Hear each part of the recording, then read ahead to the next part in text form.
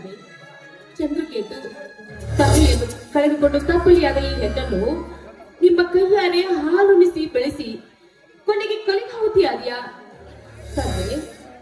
ಅಣ್ಣನಿರುವ ಹಂಬಲದಿಂದ ಕುಂಭವೇಣಿಯ ಮಗನನ್ನು ಮದುವೆಯಾದೆ. ಆದ್ರೆ ಇಂದು ಅಣ್ಣನೂ ಇಲ್ಲ, ಗಂಡ ಜೈಲಿಗೆ ಹೋದ. ಗಂಡ ಜೈಲಿಗೆ ಹೋದ್ರು ನನ್ನ ಮಾವನಿರುವ ಹಂಬಲದಿಂದ ಇದ್ದೆ. ಆದ್ರೆ ಇವತ್ತು ನನ್ನ ಮಾವನು ಕೂಡ ನನ್ನಿಂದ ದೂರಾಗಿ ಹೋದ.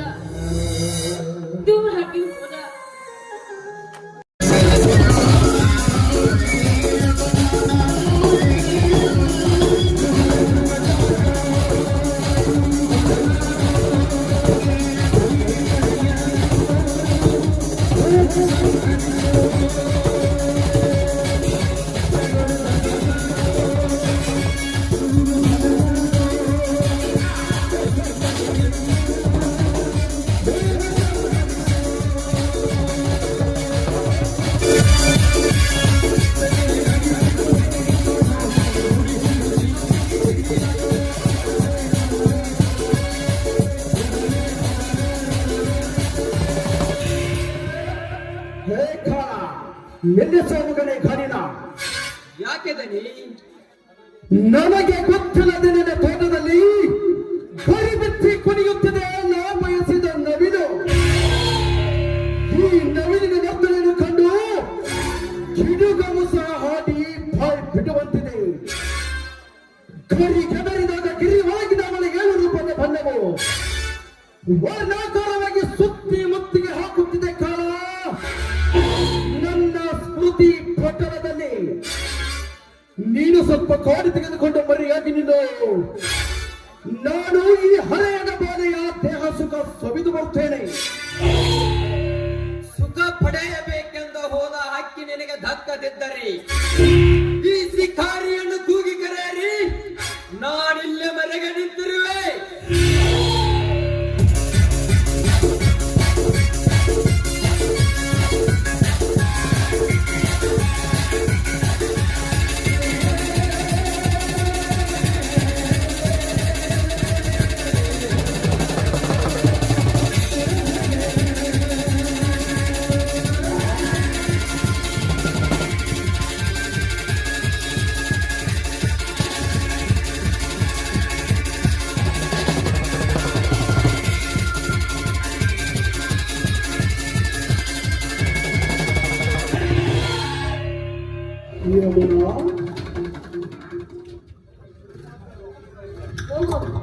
ಶ್ರೀಮಂತ ರುದ್ರಗೌಡರು, ಬನ್ನಿ ಗೌಡ್ರೆ, ಏನಾದ್ರೂ ಕೆಲಸವಿತ್ತೆ? ಮಹತ್ವದ ಕೆಲಸವಿದೆ ಯಮುನ.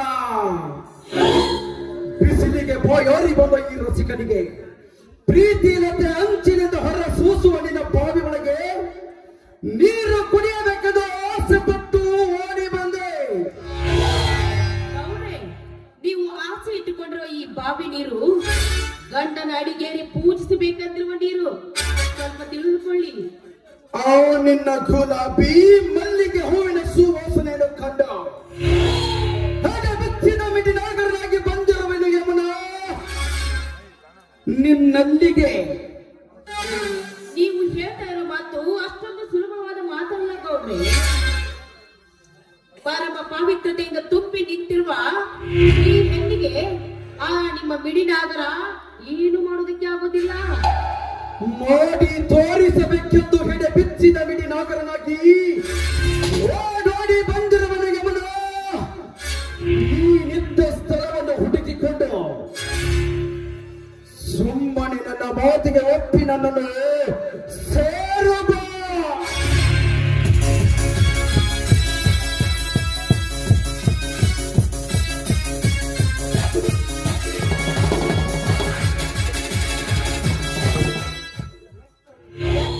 ಅಂತ ಕೆಚ್ಚನೆ ಮುಂದೆ ಮಾಡಿ ನೀನೆಷ್ಟೇ ಚೀರಿ ಹೇಳಿದ್ರು ಹುಚ್ಚಳಾಗಿ ತೆರೆ ಬಗ್ಗಿಸುವ ಹೆಣ್ಣು ಇವಳಲ್ಲ.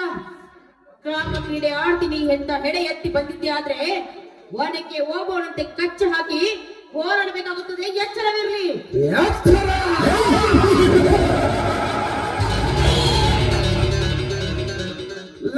ನನಗೆ ಎಚ್ಚರ ಹೇಳುವ ಹುಚ್ಚು ಹೆಣ್ಣೆ, ನಿನ್ನ ತಂದೆನ ನಿನ್ನಂತೆ ಹಾರಾಡಿ ಸತ್ತು ಹೋದ ಯಾರಾದ ಕೈಯಲ್ಲಿ ನಿನ್ನ ಕಂಡ ಈ ಗೌಡನ ಚೆಂಡು ಕಡಿಯುತ್ತೇನೆಂದು ಬಂದು ಸತ್ತಿಲ್ಲದ ಜೈಲು ಸೇರಿದ ನನ್ನ ಕೈಯಲ್ಲಿ ರೈತರರು ಓರಿಯಾಗಿ ಬೆಳೆದ ನಿನ್ನ ಮಾವ ನಿನ್ನಕ್ಕನಿಂದ ದೂರವಾಗಿ ಭಿಕ್ಷೆ ಬೇಡುತ್ತಿದ್ದಾರೆ. ಹೇ, ಗಂಡನ ದೇವರದ್ದು ಚೆಂಡು ತಿರುವಿ ಮಾತನಾಡಿದರೆ ಬಂಡಗೆಟ್ಟ ಸೂಳೆಯಾಗುವ ನನ್ನ ಕೈಯಲ್ಲಿ. ಎಲ್ಲೋ ಬಂಡಗೆಟ್ಟ ಸೂಳೆ ಆಗೋದಕ್ಕೆ ಈ ಯಮುನ ಏನು ಹೇಳಿ ಹೆಂಡತಿ ಅಲ್ಲಕನೋ. ಕುರಿ ಹಾಲು ಕುಡಿದು ಗಂಡು ಗಚ್ಚು ಹಾಕಿ ನಿಮ್ಮಂತ ಪುಂಡರ ರುಂಡವನ್ನು ಕಡೆಯುವ ಗಂಡುಗಲಿ ಶಕ್ತಿ ಹೆಂಡತಿ ಕಣೋ ನಾನು. ಇದನ್ನೆಲ್ಲ ಯೋಚನೆ ಮಾಡದೆ ಈ ಗಂಡುಳ್ಳ ಗರತಿಯನ್ನು ಬುತ್ತಿಯನ್ನು ಬಿಚ್ಚೆ ತೀರ್ತೀನಿ ಅಂತ ಒಂದೇ ಒಂದು ಹೆಜ್ಜೆ ಮುಂದಿಟ್ಟಿದ್ದೆ ಆದ್ರೆ ನಿನ್ನ ಚೆಂಡು ತುಂಡಾಗೋದ್ರಲ್ಲಿ ಸಂದೇಹವಿಲ್ಲ. ಗರತಿ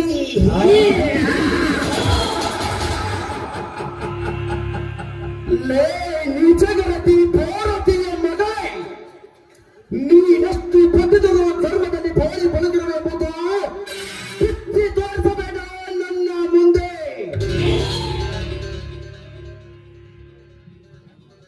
ಗಂಡ ಜೈಲಿಗೆ ಹೋದನೆಂದು ಮಿಂಡನ ಕೈ ಹಿಡಿಯುತ್ತಿರಗಾಗಿ ಗಂಡ ಬಿಟ್ಟ ಕೈ ಆಳಂತೆ ಮಿಂಡನಿಗೆ ದೇಹ ಸುಖ ಉಣಬಡಿಸಿ ಮಿಂಡನಿಗೆ ದೇಹ ಸುಖ ಉಣಬಡಿಸುವ ನೀನ್ಯಾವ ಪತಿ ರೂಪೆ? ನಾನೊಬ್ಬ ದೊಡ್ಡ ರೈತನ ಹೆಂಡತಿ ಎಂದು ಹೇಳಿಕೊಂಡು ಗಂಡನ ಕೈಯಿಂದ ಸಿಕ್ಕಾಪಟ್ಟೆ ಸಾಲ ಮಾಡಿಸಿ ಗಂಡನ ಕಣ್ಣು ಕೀಳಿಸಿದ ನಿನ್ನಕ್ಕ ಅವಳ್ಯಾವ ಮಹಾಗರತಿ? ಚಾಂಡಾಲ, ಏನು ಈ ರೀತಿ ಮಾತಾಡ್ತಾ ಇದೆಯಲ್ಲ? ಮನೆಯಲ್ಲಿ ನಿನಗೆ ಅಕ್ಕ ತಂಗಿ ತಾಯಿಯರು ಇದ್ದಾರ ಇಲ್ವೋ? ಮಗಳಂತಿರೋ ನನ್ನ ಮೇಲೆ ಆಸೆ ಪಡ್ತಾ ಇದೆಯಲ್ಲ, ನಿನಗೆ ಮಗಳು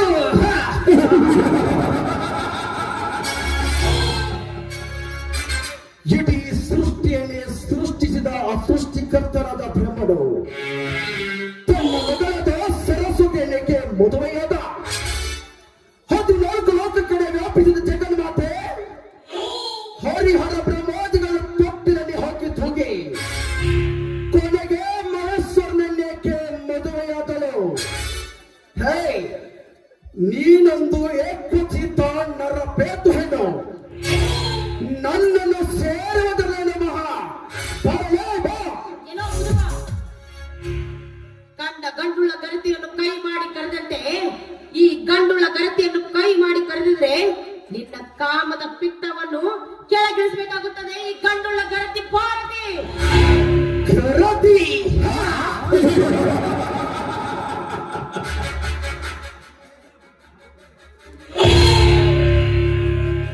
ನೀನೆಷ್ಟು ಬಿಕ್ಕಿ ಬಿಕ್ಕಿ ಹತ್ತು ಕಣ್ಣೀರಿಟ್ಟರು ಕೈ ಬಿಡಲಾಗಿ ಹಠಯಾಗಿ ಇರುತ್ತೆ ಗೌಡ. ಸುಮ್ಮನೆ ನನ್ನನ್ನು ಒಪ್ಪಿ ಸೇರಿದೆ ಎಂದರೆ ಈ ಶ್ರೀಮಂತನ ಸತಿಯಾಗಿ ಬಾಳುವೆ ಈ ಸಮಾಜದಲ್ಲಿ.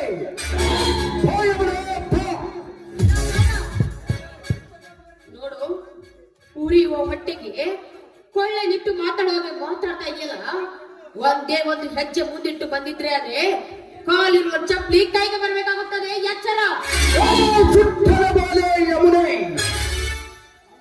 ಇಡೀ ಭೂಮಂಡಲವನ್ನೇ ನನ್ನ ಕಾಲಿನಲ್ಲಿ ಹಾಕಿ ತುಳಿದಿರುವ ಈ ಹಠಯಾಗಿರುತ್ತೆ ಗೌಡರಿಗೆ ನತ್ತ ನತ್ತು ಕೆಟ್ಟ ಸುಳಿ ನೀನೀಗ ನನ್ನ ಕೈಯಲ್ಲಿ ಸಿಕ್ಕ ಪೇಟೆ. ಯಮುನ, ಸುಮ್ಮನೆ ಒಪ್ಪಿ ನನ್ನನ್ನು ಸೇರಿದೆ ಎಂದರೆ ಇವರ ಪುತ್ತರಿ ನಿನ್ನ ಬಟ್ಟೆಯನ್ನು ಬೆಚ್ಚಿ ಕಚ್ಚಿ ತಿನ್ನಬೇಕಾಗುತ್ತೆ ನಿನ್ನ ಕೆಂಪು ವರ್ಗದ ಶೀಲವನ್ನು. ನಿಮ್ಗೆ ಕೈ ಮುಗಿದು ಕೇಳ್ಕೊಳ್ತೀನಿ, ನಾನೀಗ ನಿರ್ಗತಿಕ ಹೆಣ್ಣು. ಈ ತುಂಬಿದ ಕೊಡ ಗಂಡನ ಪೂಜೆಗೆ ಅಂತ ತುಂಬಿದ ನೀರು. ದಯವಿಟ್ಟು ಈ ಕೊಡವನ್ನು ಮಾತ್ರ ಹೊಡಿಬೇಡಿ. ನಿಮ್ಮ ಕಾಲಿಗೆ ಸಮಾಚಾರ ಯಮುನಾ, ಇದೊಂದು ಮೂರ್ಖ ಸಮಾಚಾರ. ಹೇಳುತ್ತ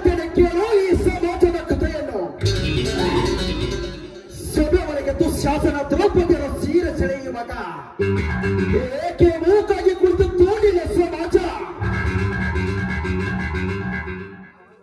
ಭಾನುಮತಿಯ ಕಲ್ಲಕ್ಕೆ ಚಿತ್ರಸೇನ ಕಂದರವನು ತನ್ನ ದಂಡದಿಂದ ಕಚ್ಚುವಾಗ ಏಕೆ ಮೂಕಾಗಿ ಕುಳಿತಿತ್ತು ಈ ನಿನ್ನ ಸಮಾಜ. ರಾವಣನು ಸೀತೆಯನ್ನು ವೇಷ ಬದಲಿಸಿ ಹೊತ್ತೊಯ್ಯುವಾಗ ಏಕೆ ಮೂಕಾಗಿ ಕುಳಿತಿತ್ತು ಈ ನಿನ್ನ ಸಮಾಜ. ವೀರ ಸಿಂಧೂರ ಲಕ್ಷ್ಮಣ ತಂಗಿಯನ್ನು ಭೀಮನ ಗೌಡ ಶೀಲಗಿಳಿಸುವಾಗ ಯಾಕೆ ಮೂಕಾಗಿ ಕುಳಿತಿತ್ತು ಈ ನಿನ್ನ ಸಮಾಜ. ಯಮುನಿ, ನೀನೀಗ ನನ್ನನ್ನು ಸೇರಲೇಬೇಕು. ಬಾರಲೇ ಬಾ. ಸರಿಯೋ? ಅಂತಿಂತ ಗರತಿಯ ಶೀಲಕ್ಕೆ ಕೈ ಹಾಕಿದ ಚಂಡ ಮುಂಡರ ತಲೆ ಅಗ್ನಿಕುಂಡದಲ್ಲಿ ಸುಟ್ಟಿದ್ದು ನೆನಪಿಲ್ವೇ ನಿನಗೆ? ಇಷ್ಟು ಮುಂದೆ ಒದಗಿದಕ್ಕೂ ನಾನು ನಿನಗೆ ಅಗ್ನಿಕುಂಡದ ನೆಲೆ ನೋಡಿ ಹಲೆ ರೋಷದಿಂದ ಕಾಲ್ಕಿದಲ್ಲಿ ನಿಂತಿರುವ ಈ ಹುಲಿ ರಾಯ ಆರಿ ಎಗರಿ ತಿನ್ನುವೆನೋ ಗುಲಾಬಿಯಂತಿರುವ ನಿನ್ನ ಶೀಲವನ್ನು. ಬಾಯಮನ ಬಾ.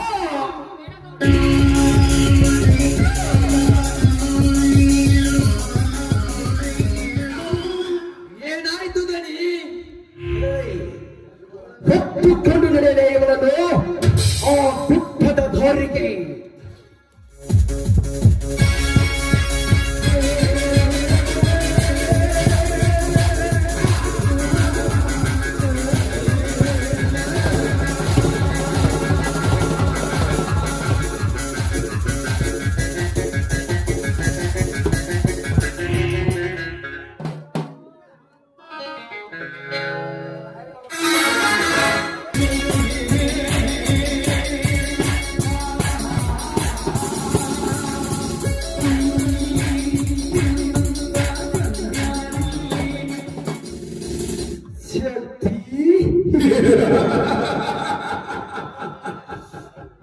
ಈಗ ಸಿಕ್ಕಿತು ಮಗನೇ ನನಗೆ ಮುಖ್ಯ. ದೊಡ್ಡ ರೈತನೆಂದು ನನ್ನ ವಿರುದ್ಧ ತೀರಾಡಿ ಮಾತನಾಡುತ್ತಿದ್ದೆಯಲ್ಲ ಮಗನೇ.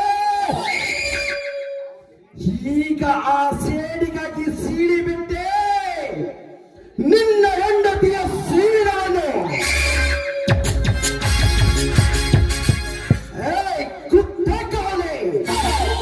ನಿನ್ನಲ್ಲಿ ಗಂಡಸರ ಬೇಡ ಅಂತ ಇದ್ರೆ ಮರಳಿ ಪಡೆದುಕೊಳ್ಳುವ ಮಗನೇ ಆ ನಿನ್ನ ಹೆಂಡತಿಯ ಸೀಳವನ್ನು.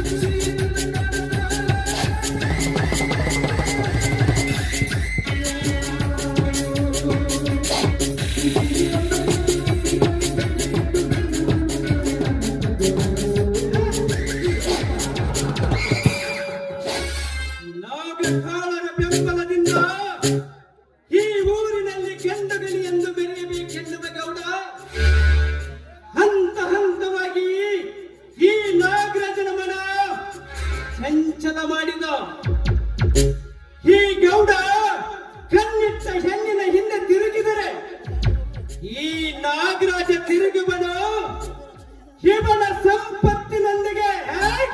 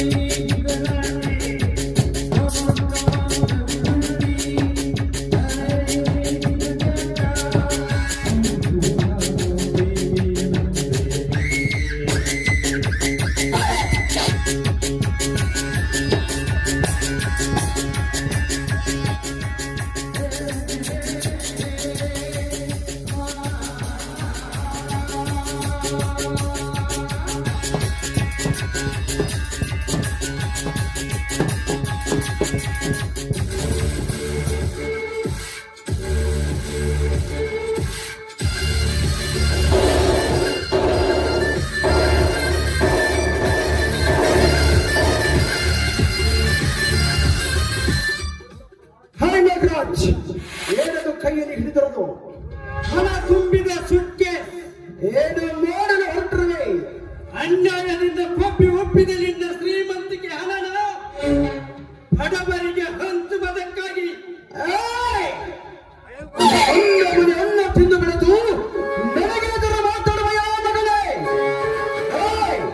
ನಿನ್ನನ್ನು ಹುಟ್ಟಿಲಾಡಿಸಿ ಬಿಟ್ಟರು. ಅದು ನಿನ್ನಂತ ಗೌಡನ ಕೈಯಿಂದ ಸಾಧ್ಯವಿಲ್ಲ. ನನ್ನಿಂದ ಸಹಾಯ ಪಡೆದುಕೊಂಡು ದೊಡ್ಡ ಪುಡರಿ ಎನಿಸಿಕೊಂಡಿರುವ ನಿನ್ನ ಸೊಕ್ಕನ್ನು ಅಡಗಿಸುವುದಕ್ಕಾಗಿ ನಾನು ನಿನ್ನ ಮನೆಯಲ್ಲಿ ಕಾಲಿಟ್ಟಿದ್ದು ಕೋಪತಾಪಗಳ ಮಧ್ಯದಲ್ಲಿ ನಿನ್ನೊಡನೆ ಬಾಕಿಯಾಗಿ ನಿನ್ನ ಶ್ರೀಮಂತಿಕೆ ರಾಶಿಯನ್ನು ಮುಗಿಲೆತ್ತರಕ್ಕೆ ಕುಡಿಸಿದ್ದೇನೆ. ನನಗೆ ನೀ ಮಾಡಿದ ಅನ್ಯಾಯಕ್ಕಾಗಿ ಅಂದಿನಿಂದ ಕತ್ತೊಯ್ಯುತ್ತಿದ್ದೇನೆ. ಕಂದಸ್ಥಳದ ಬೇರು ನಿನಗಿದ್ರೆ ಇದನ್ನು ತೆಗೆದುಕೋ.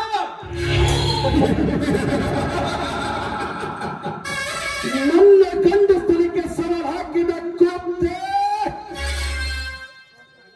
ರಂಡೆಯಾದ ನಿನ್ನ ತಾಯಿಯಿಂದ ದೂರವಾಗಿ ನಾನು ತುಂಡು ಉಗುಳಿದ ಗಂಜಲ ತಿಂದು ಬದುಕಿದ ನಾಯಿ ಇಂದು ನನ್ನ ಮನೆಗೆ ಕಣ್ಣು ಹಾಕಿ ಅಂತ ನಾ ತಿಳಿದಿರಲಿಲ್ಲ. ಮಿಸ್ಟರ್ ನಾಗರಾಜ್, ಸುಮ್ಮನೆ ಕೈಯಲ್ಲಿರುವ ಹಣ ತುಂಬಿದ ಸುಟ್ಕೇಸ್ ನನಗೆ ಒಪ್ಪಿಸಿ ಇಲ್ಲಿಂದ ಹೊರಟು ಹೋಗು. ಇರದಿದ್ದರೆ ಇಷ್ಟು ದಿನ ನೀನು ಮಾಡಿದ ಕೃತ್ಯವನ್ನು ಬಿಚ್ಚಿ ತೋರಿಸಬೇಕಾಗುತ್ತೆ ಈ ಸಮಾಜಕ್ಕೆ.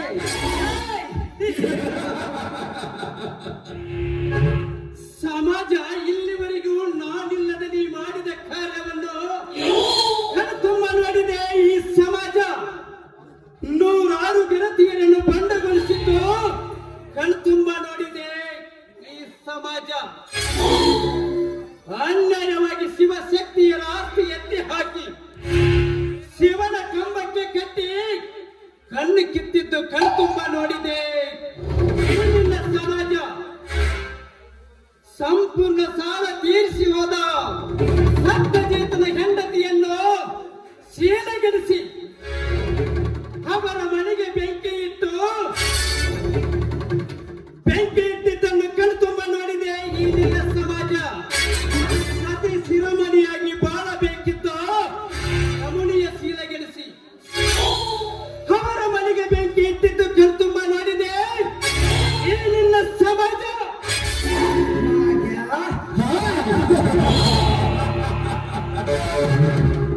ಎಷ್ಟೊಂದು ಸಂಭಾಷಣೆ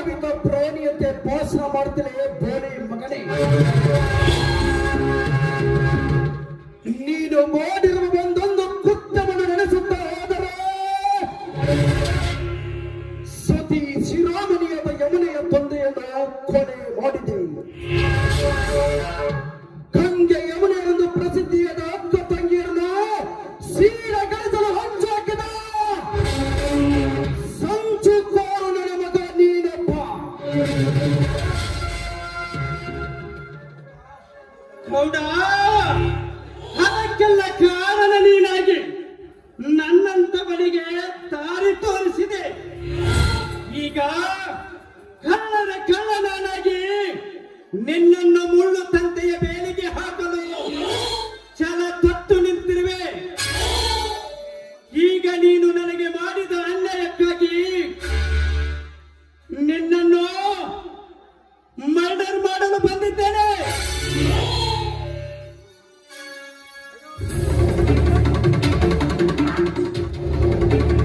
ಆಶೆಗಾಗಿ ಬೆಳ್ಳದೆ ಸುಮ್ಮನೆ ಒಳಗೆ ಹೋಗಿಬಿಡು. ಎಲ್ಲ ಅಂದ್ರೆ ಇದೇ ಪಿಸ್ತೂಲಿಂದ ನಿಮ್ಮನ್ನು ಶೂಟ್ ಮಾಡಿಬಿಡುತ್ತೇನೆ.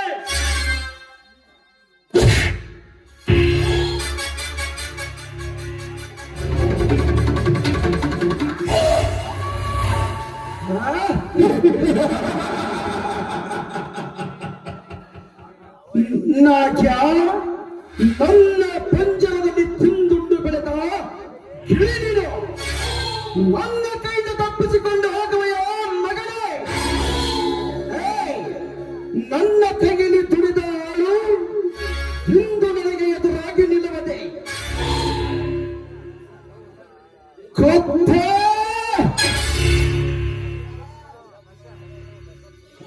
ಸಹಿಸಿಕೋ ಮಗನೇ ಈ ಗೌಡನ ಹೊಡೆತವನ್ನು.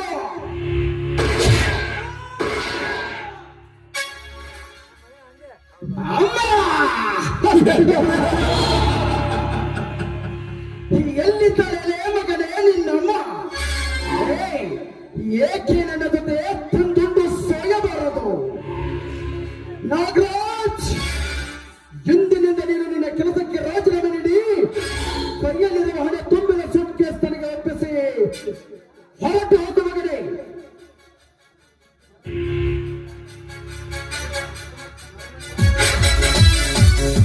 ಮೂರನೇ ಸಮೀಪಿಸಿದಾಗ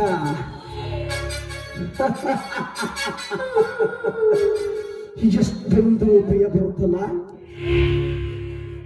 ಸುಮ್ಮನೆ ನಿನ್ನ ಕೈಲಿರುವ ಸೂಟ್ ಕೇಸ್ ಕೊಟ್ಟು ಬಿಡೋ ಮಗನೇ. ನಿಮ್ ದೀಪ ನೀವು ಕಳ್ಕೋಬೇಡ್ರಿ ಅಪ್ಪಾರ. ಕೈ ಬಿಟ್ಟು ಬಿಡ ಬಡ್ಡಿ ಮಗನ ಹೋನೆ ಕಡೆ. ಲೇ, ನೀನ್ ಯಾಕೆ ಇಲ್ಲಿಗೆ ಬಂದೆ? ನಮ್ದು ವಿಷಯ ಕೇಳಕ್ ಬಂದ್ರೆ ಅಯ್ಯಪ್ಪ ನಮ್ಮ ಅಪ್ಪ ಏನಂದೆ? ನೀವು ಮಾರಾಕಿದ ಬೇಕಿತ್ತು ತುಂಬಾ ಕೂದು ಬಾಳದವ ಅದಕ್ಕೆ ಕೇಳಕ್ ಬಂದ್ರಿ ಅಪ್ಪಾರ.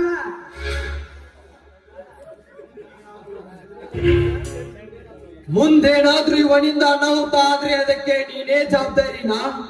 ಅವನೈಕೆ ನಾನಿದ್ದೇನೆ. ನೀನಲ್ಲ, ಈ ಬಸ್ಸು ಬೇಕಾಗಿದ್ದಾನೆ. ಆ ಜವಾಬ್ದಾರಿ ನನಗೆ ಅವಕಾಶ ಇದೆ. ಹುಡ್ರಿ ಪ್ರಕಾರ ಓದಬೇಡ್ರಿ, ಸುಮ್ಮ ಹೋಗಿ ಮನೆಗೆ. ಗೌಡ್ರ ಬರ್ತೇನ್ರಿ ಅಪ್ಪಾರ, ಹೋಗ್ತೀನ್ರಿ ಅಪ್ಪಾರ.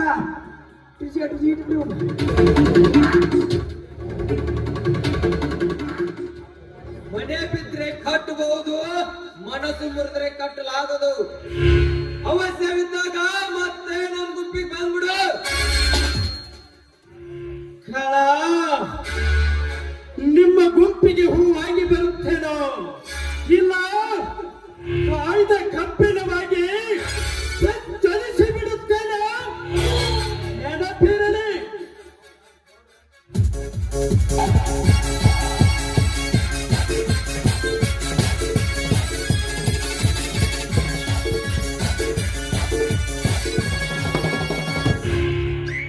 ಗೌಡ್ರ, ಈ ಬೇಟೆ ಬಿಟ್ಟದ್ದು ಏಕೋ ನಮ್ದೇ ತಪ್ಪಾಯ್ತು ಅನಿಸುತ್ತೆ.